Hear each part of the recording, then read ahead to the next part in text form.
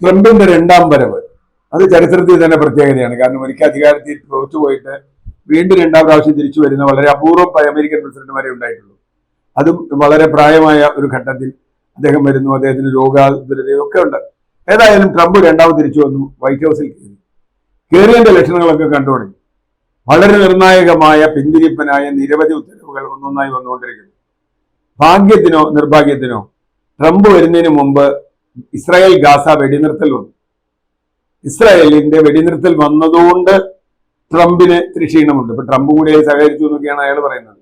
ഏതായാലും ബൈഡൻ അധികാരത്തിലുള്ള ഘട്ടത്തിലാണ് നടന്നത് എന്നതുകൊണ്ടാണ് അത് എന്തെങ്കിലും സാധ്യമല്ല. അല്ലെങ്കിൽ ബെഞ്ചമിൻ നെതന്യാഹു എന്ന് പറയുന്ന ഇസ്രായേൽ പ്രധാനമന്ത്രിയേക്കാൾ മോശപ്പെട്ട നിലപാടാണ് ആ കാര്യത്തിൽ ട്രംപിനുള്ളത്.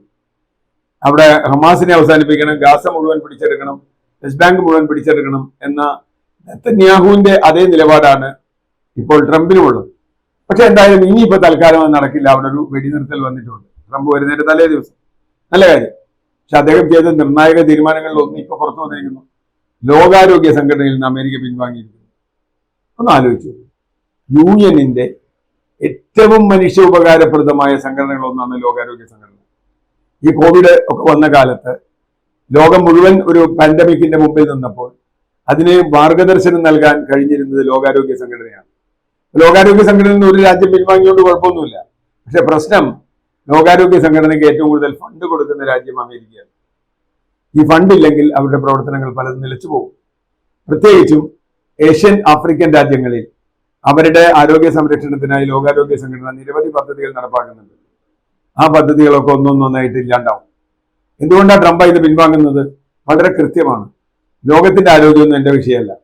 ഞാൻ അമേരിക്കക്കാരനാണ്, അമേരിക്കയുടെ താല്പര്യമാണ് എന്റെ ഇഷ്ടം എന്ന രൂപത്തിലാണ് പറയുന്നത്. യഥാർത്ഥത്തിൽ അമേരിക്കയുടെ താല്പര്യമല്ലാതെ അത് അമേരിക്ക എന്ന് പറഞ്ഞാൽ മൾട്ടി കൾച്ചറൽ രാജ്യമാണ്, വിവിധ സംസ്കാരങ്ങളുള്ള ഒരു രാജ്യമാണ്.